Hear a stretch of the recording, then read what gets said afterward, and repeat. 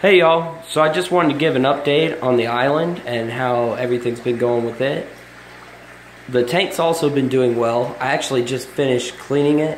So the water is a little hazy right now and the quality's not that, water quality is not that great for filming as far as clarity goes.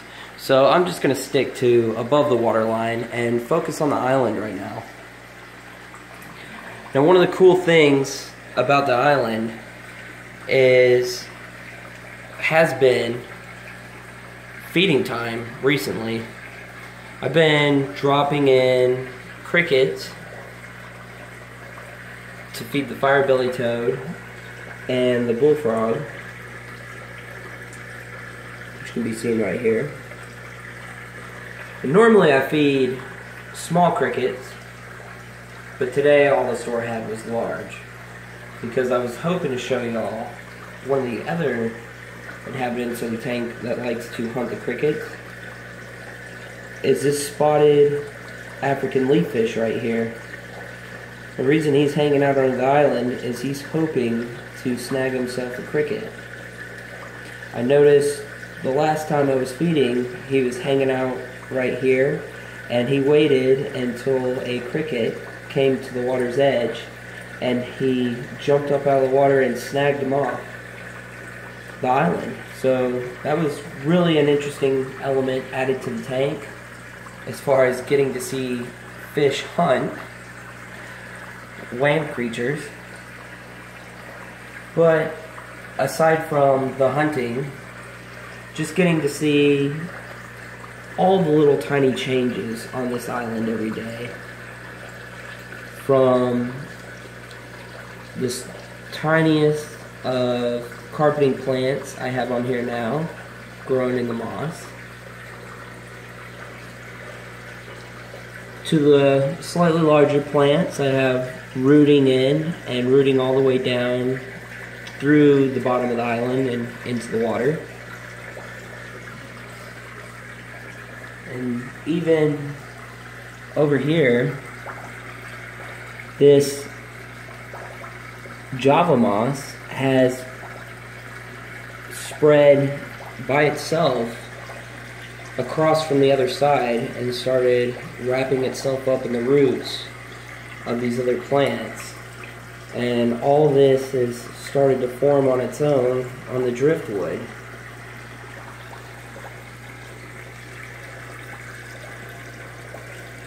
Over here, you even have a very tiny blossom on this plant. So just seeing all these tiny changes has just been really enjoyable. One of the other neat things is one of my red claw crabs has taken up residence on the island. He's burrowed out a little entry point almost in the center. It's between where the island and this driftwood meet. He's made a little hole, a little landing, and he climbs up on here and he hangs out in the middle of there most of the day, and he'll pull food up on there and chow down on it and just kind of do his thing. He's not on there right now due to me cleaning the tank. I think I scared him into hiding under the island, but I'm sure we'll catch him up there another time.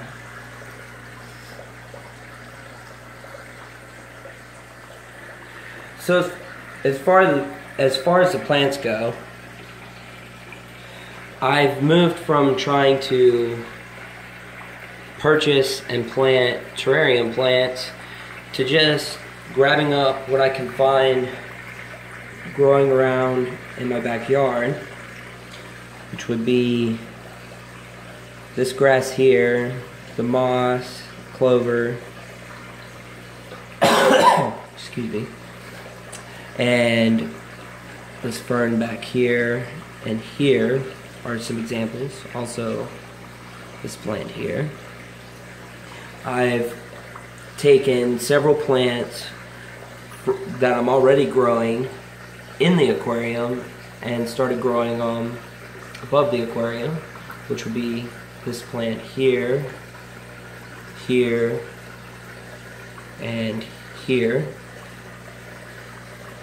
And then I've also found better success with taking houseplants or purchasing small potted plants just from the big box stores like Lowe's, Home Depot, Walmart, Garden Center. And this fern here and some of these plants in the middle would be examples of that. And those have all done tremendously better than trying to buy the terrarium plants from the pet store. They've rooted right in and started growing and are just settling in well. But aside from that,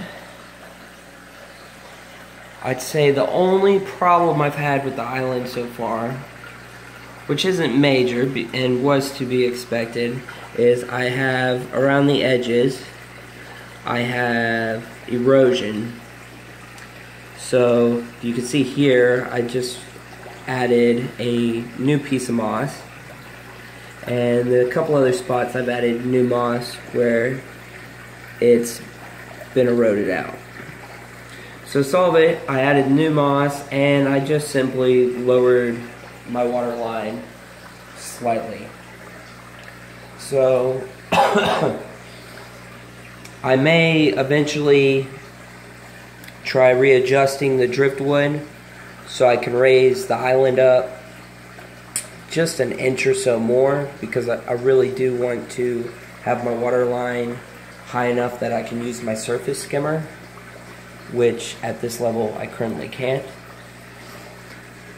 But as of right now, I don't want to risk moving everything, so I'm just gonna let it ride with the lower water level, and I'm going to try and get some carpeting plants to root in around the edges to help prevent erosion if I raise the water and it, hits on the edge of that. But I'm sure I'll come up with a way to fix it. And usually that's where I get some of my better ideas, is trying to solve another problem I created.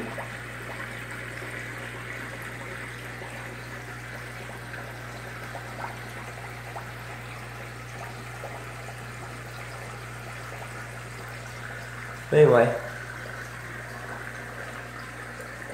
I could just spend hours watching the island and the island alone, and that's not even getting into the rest of the tank. There's just so much going on this small piece of land in the middle of this tank. From the microfauna to the toad, to the crabs, to the fish in the aquarium, snagging crickets off the island. There's just so much going on with it, and it's very enjoyable to watch.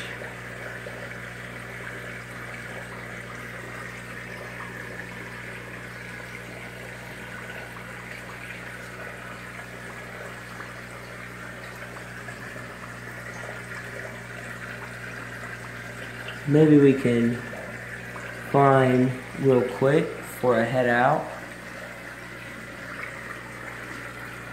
Fire-bellied toad, which, there he is.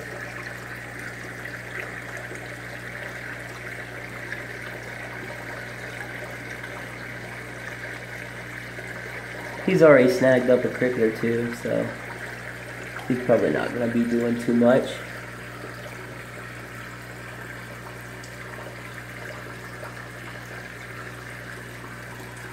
But anyway, just want to say thanks again, as always, for y'all checking in on all my videos.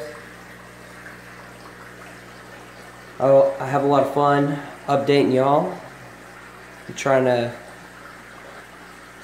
always better the escape, keep it interesting. I always like hearing y'all's comments and critiques, and I enjoy showing the tank off to y'all. So y'all have a good weekend, and hope to catch you next week.